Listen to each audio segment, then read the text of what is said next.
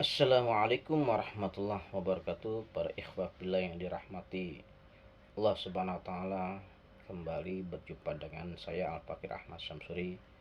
Saat ini kita akan membahas tentang sholat hari raya di dalam kitab Kifayatul Akhir. Baik, kita mulai saja. Bismillahirrahmanirrahim. Qala al-musannifu rahimahu ta'ala wa nafa'na bihi wa barakatihi fid darini amin.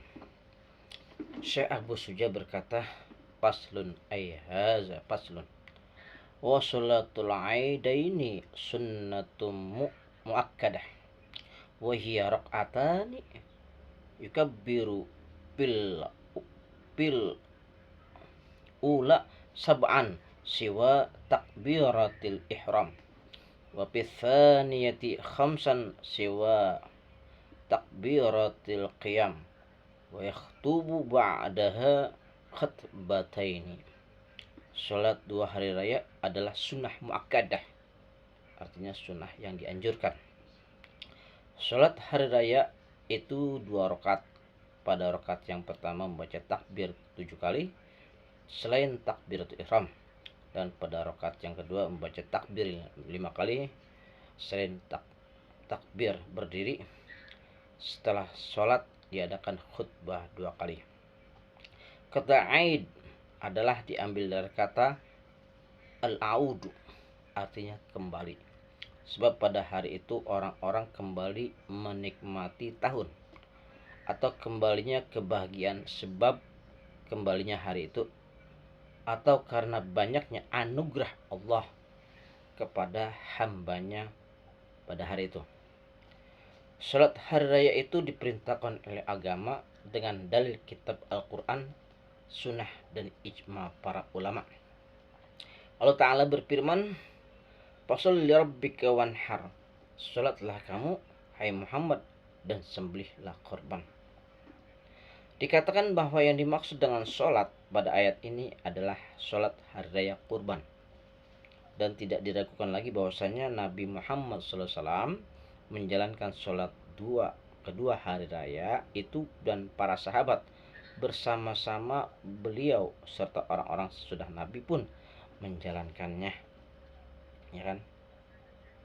Nabi Muhammad menjalankan sholat kedua hari raya, ya kan, bersama para sahabatnya itu kan, ya. Dan termasuk orang-orang sesudah Nabi yang menjalankan sholat 2 hari raya tersebut. Diberitakan bahwa Nabi Muhammad SAW pertama kali melakukan sholat hari raya adalah sholat hari raya Idul Fitri, sholat hari raya Fitri di tahun kedua Hijriah, dan pada tahun itu pula difardukan zakat fitrah. Demikian kata Al-Mawardi. Jadi kata Al-Mawardi, Nabi pertama kali melakukan sholat hari raya Idul Fitri itu di tahun kedua Hijriah, ya. Pada tahun itu pula zakat fitrah diwajibkan. Sholat hari raya itu adalah sunnah. Hal itu berdasarkan pertanyaan orang Arab desa. Hal alayya ghairuha ay ghairus shalawatil khamsi. Qala la illa anta tawwa. Apakah ada kewajiban atas saya selain sholat 5 waktu? Rasulullah SAW bersabda, tidak ada, la, selain bila kamu menjalankannya secara sukarela atau tatawu. Hadis ini termaktub dalam kitab Sahih Bukhari dan Sahih Muslim, dan yang demikian itulah yang dinas oleh Imam Syafi'i. Ada yang mengatakan bahwa sholat hari raya itu sifatnya fardu kifayah, sebab sholat hari raya itu merupakan syiar agama Islam. Jadi meninggalkan sholat hari raya itu merupakan perbuatan melalaikan agama. Ada jelasnya. Sholat hari raya diisyaratkan dengan berjamaah menurut ijma. Ya, sholat hari raya harus berjamaah, kan, disyariatkan berjamaah menurut ijma para ulama. Menurut mazhab yang kuat bahwa sholat hari raya itu juga diisyaratkan bagi orang yang sendirian, orang yang berpergian, budak atau hamba, dan wanita. Jadi sholat hari raya itu disyaratkan bagi orang yang sendirian nih, termasuk orang wanita yang disyaratkan untuk sholat hari raya, termasuk budak hamba saya, termasuk orang yang musafir disyaratkan melaksanakan sholat hari raya. Karena sholat hari raya itu sunnah, maka kedudukannya serupa dengan sholat istisqa dan sholat gerhana. Tetapi makruh bagi wanita yang cantik dan wanita yang mempunyai sifat yang mempesona datang menghadiri sholat hari raya. Adapun bagi wanita yang telah tua disunahkan dengan mengenakan pakaian sehari-hari tanpa memakai uangnya. Jadi wanita di sini makruh ya bagi wanita yang cantik, yang molek, yang mempesona, bisa menggoda laki-laki gitu kan ketika sholat di masjid, ya kan, itu makruh sifatnya ya menghadiri sholat hari raya. Adapun wanita tua itu dia disunahkan mengenakan pakaian yang sehari-hari tanpa pakai wangi-wangian gitu kan. Aku berkata bahwa sebaiknya di zaman kita itu dipastikan keharaman keluarnya wanita yang masih muda dan wanita yang mempunyai sifat mempesonakan bagi laki-laki dikarenakan banyaknya keburukan. Adapun hadis Ummi Atiyah, walaupun demi menunjukkan memperbolehkannya keluar, tetapi yang dikehendaki adalah pada zaman yang paling baik, yaitu zaman Rasulullah SAW. Padahal zaman itu sekarang sudah tidak berlaku lagi. Arti yang ada pada sebaik-baik zaman yang yaitu sedikitnya umat Islam. Jadi Rasulullah SAW memperbolehkan wanita-wanita keluar rumah untuk sholat hari raya agar karena dengan mereka itulah kelihatan kaum muslimin menjadi banyak. Dan karena itu pula Rasulullah SAW memberi izin wanita-wanita yang sedang haid keluar ke masjid. Padahal mereka itu tidak perlu melaksanakan sholat itu. Jadi di sini Rasulullah memperbolehkan wanita-wanita itu keluar rumah ya kan untuk melaksanakan sholat hari raya. Karena itu maksudnya apa? Tujuannya biar umat muslim banyak yang melaksanakan sholat hari raya. Tujuannya seperti itu. Bahkan wanita yang sedang haid pun dianjurkan keluar masjid, untuk keluar ya kan ke masjid ya kan, walaupun mereka itu tidak melaksanakan sholat. Itu yang diajarkan oleh Rasulullah SAW. Baik, kita lanjutkan pentaklilan Rasulullah SAW supaya wanita-wanita mendatangi kebaikan dan menyambut seruan muslimin itu tidak menafikan apa yang kami katakan itu. Selain daripada itu, zaman Rasulullah SAW adalah zaman yang aman, sebab pada zaman itu para wanita tidak menampakkan perhiasan mereka dan memejamkan mata mereka. Demikian pula laki-lakinya juga memejamkan mata mereka dari melihat wanita-wanita itu. Ya, jadi pada zaman Rasulullah SAW kan wanita itu tidak menampakkan perhiasannya ya kan, dan memejamkan mata mereka. Begitu juga laki-laki memejamkan matanya ya kan, memejamkan mata mereka dari melihat wanita-wanita tersebut. Baik perempuan, laki-laki memejamkan matanya. Perempuan tidak boleh memakai perhiasan ketika sholat hari raya dan memejamkan matanya, dan begitu juga laki-laki memejamkan matanya ya. Adapun zaman kita ini wanita-wanita itu keluar dari rumah untuk memperlihatkan perhiasan mereka dan tidak memejamkan mata mereka.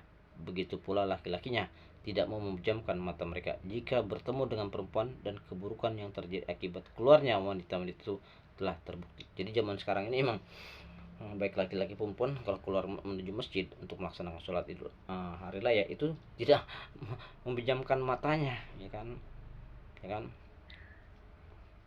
Bahkan perempuan ketika sholat zaman sekarang nih, sholat hari raya itu pakai perhiasannya ketika sholat hari raya.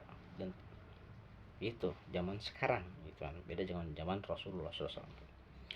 Memang benar itrah sah dari Siti Aisyah radhiyallahu anha berkata, "Lau ra'a Rasulullah sallallahu alaihi wasallam ma ahdatsan nisa'u lama'ahunnal masajid kama muni'at nisa'u bani Israel." Seandainya Rasulullah SAW mengetahui apa yang dilakukan oleh wanita-wanita sekarang, ini niscaya beliau akan mencegah mereka dari mendatangi masjid sebagaimana dilarang wanita-wanita Bani Israel. Ya. Seandainya Rasulullah tahu zaman sekarang wanita seperti itu, maka Rasulullah akan mencegah ya mereka ini wanita seperti itu seperti zaman sekarang ini, kalau ke masjid pakai perhiasan gitu kan, nggak memejamkan matanya, Rasul kan mencegah mereka itu untuk datangin masjid untuk melaksanakan sholat hari raya, ya kan? Sebagaimana dilarangnya wanita-wanita Bani Israel. Ini adalah patu umul mukminin pada zaman yang paling baik. Maka bagaimanakah bagi zaman kita yang telah rusak ini? Selain Siti Aisyah, ramai yang lain mengatakan supaya melarang wanita-wanita mendatangi masjid, seperti Urwah bin Az-Zubair, Al-Qasim dan Yahya Al-Ansari, Imam Malik dan Abu Hanifah pada satu waktu, dan pada waktu yang lain Abu Hanifah membolehkannya. Demikian pula Abu Yusuf yang melarangnya. Semuanya itu adalah pada zaman yang seperti itu, artinya pada zaman yang masih baik. Adapun pada zaman kita sekarang ini tidak boleh seorang pun dari umat Islam berhenti dari mencegah wanita-wanita itu dari mendatangi masjid, kan? Zaman sekarang nih kita tidak boleh nih. Zaman sekarang maksudnya tidak boleh seorang pun dari umat Islam itu, ya, berhenti dari mencegah wanita-wanita yang mendatangi masjid yang seperti itu tadi, yang pakai perhiasan ya, kecuali orang yang bodoh yang sedikit ilmunya mengenai rahasia syariat yang berpegang hanya pada zahir dalil. Orang-orang yang demikian itu membawa dalil pada arti zahirnya tanpa mau mendalami hakikat artinya, kan? Dan mereka itu meninggalkan pemahaman Aisyah radhiyallahu anha, serta orang-orang yang sepaham dengan Aisyah juga meninggalkan ayat-ayat yang menunjukkan keharuman mencampakkan perhiasan dan kewajiban memejamkan mata. Jadi yang benar adalah kepastian adanya keharuman mendatangi masjid bagi wanita dan yang harus memberikan fatwa akan keharumannya. Wallahu a'lam bishawab. Mudah-mudahan ada manfaatnya, khususnya menurut Al-Fakir. Demikian ya bagian pertama daripada sholat hari raya. Insyaallah nanti akan dilanjutkan pada bagian kedua. Mohon para asatis untuk meluruskan kalimat-kalimat saya yang mungkin barangkali kurang berkenan. Dan akhir kalam wabillahi taufiq wal hidayah. Wassalamualaikum warahmatullahi wabarakatuh.